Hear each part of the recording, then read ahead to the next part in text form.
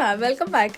Welcome to a confusing day. ನಾನು ನಿಮ್ಮ ಪ್ರೀತಿಯ ಮೈಸೂರಿನ ಹುಡುಗಿ. ಇವತ್ತು ಬೆಳಗ್ಗೆನೆ ಮೆಟ್ರೋದಲ್ಲಿ ಟೆಕ್ನಿಕಲ್ ಇಶ್ಯೂಸ್ ಆಗಿ 10 ನಿಮಿಷಕ್ಕಿಂತ ಜಾಸ್ತಿ ಒಂದೇ ಜಾಗದಲ್ಲಿ ನಿಂತಿದ್ವಿ. ಅಂಡ್ ತುಂಬಾ ಸೌಂಡ್ಸ್ ಬರ್ತಿದ್ದ ಕಾರಣ ತುಂಬಾ ಜನ ಆತಂಕದಲ್ಲಿದ್ರು. ಬಟ್ ಫೈನಲಿ ಪ್ರಾಬ್ಲಮ್ ಸಲುವಾಗಿ ಮೆಟ್ರೋ ಕೂಡ ಮುಂದೆ ಮೂವ್ ಆಯ್ತು. And I know day skip ಆಗ್ತಿದೆ, ವಿಡಿಯೋಸ್ ಲೇಟ್ ಆಗ್ತಿದೆ, ಬಟ್ ನಿಮ್ಮ ಪ್ರೀತಿ ನನ್ನ ಮೇಲೆ ಹಾಗೆ ಇದೆ. ಇನ್ನು 2 ಡೇಸ್ ಅಷ್ಟೇ ನಾನು ರೆಗ್ಯುಲರ್ ಆಗಿ ಡೈಲಿ ವಿಡಿಯೋಸ್ ನ ಪೋಸ್ಟ್ ಮಾಡ್ತೀನಿ. ಬಿಕಾಸ್ ನಾನು PG ಗೆ ಶಿಫ್ಟ್ ಆಗ್ತಾ ಇದ್ದೀನಿ, ಹಾಗೆ ಟ್ರಾವೆಲ್ ಟೈಮ್ ಕೂಡ ಸೇವ್ ಆಗ್ತಾ ಇದೆ. ಅಂಡ್ ಇವತ್ತೊಂದು ಪ್ರೆಸೆಂಟೇಷನ್ಗೆ PPT ಮಾಡ್ತಾ ಇದ್ದೆ. ಹಾಗೆ ಮಧ್ಯಾಹ್ನ ಊಟಕ್ಕೆ ನಾನು ಭಾರತಿ ಮ್ಯಾಮ್ ಇಬ್ರು ಹೊರಗೊಟ್ವಿ. ನಾವಿಬ್ರು ಹೇಗೆ ಅಂದ್ರೆ ಅವ್ರು ಮಾತಾಡುವಾಗ ನಾನ್ ಕೇಳಿಸ್ಕೊತೀನಿ, ನಾನ್ ಮಾತಾಡುವಾಗ ಅವ್ರು ಕೇಳಿಸ್ಕೊಂತಾರೆ. ಇಬ್ರು ಒಂದು ಒಳ್ಳೆ ಬಾಂಡ್ ನ ಶೇರ್ ಮಾಡ್ತೀವಿ. ಏನೋ ಪ್ಲಾನ್ ಮಾಡಿದ್ವಿ, ಬಟ್ ಏನೋ ಎಕ್ಸಿಕ್ಯೂಟ್ ಆಯ್ತು. ಎಲ್ಲರೂ ಬಿರಿಯಾನಿ ತಿನ್ನೋದಕ್ಕೆ ಅಂತ ಹೊರಟ್ವಿ. ಅಂಡ್ ನಾನು ನನ್ನ ಬಾಕ್ಸ್ ಅಲ್ಲಿ ಅವಲಕ್ಕಿ ತಿಂದಿದ್ದೆ. ಬಿಕಾಸ್ ನಮ್ಮ ಅಜ್ಜಿ ನನ್ಗೋಸ್ಕರ ಬೆಳಗ್ಗೆ ಎದ್ದು ಮಾಡ್ತಾರೆ. ಅವಲಕ್ಕಿ ಜೊತೆ ಬಾಯ್ಲ್ಡ್ ಎಗ್ಸ್ ಕೂಡ ಹಾಕಿದ್ರು. ಬೇಗ ಬೇಗ ಊಟ ಮಾಡಿ ಆಫೀಸಿಗೆ ಬಂದ್ವಿ. ಅಲ್ಲಿ ಭಾರತಿ ಮ್ಯಾಮ್ ಫ್ರೂಟ್ಸ್ ನ ತಂದಿದ್ರು. ಅದನ್ನ ಕೂಡ ತಿಂದು ಎಲ್ಲರೂ ಅವರವರ ಕೆಲಸನ ಮಾಡ್ತಾ ಇದ್ರು. ಬಟ್ ಫ್ರಾಂಕ್ ಆಗಿ ಹೇಳ್ಬೇಕಂದ್ರೆ ನನ್ನ ಕೆಲಸದಲ್ಲಿ ಇವತ್ತು ನನಗೆ ಸ್ಯಾಟಿಸ್ಫ್ಯಾಕ್ಷನ್ ಇರಲಿಲ್ಲ. But end of the day ಒಂದು ಸಮಾಧಾನದಲ್ಲಿ ಹೋದೆ. ಕೆಲವು ದಿನಗಳು ಕಷ್ಟವಾಗಿರುತ್ತದೆ,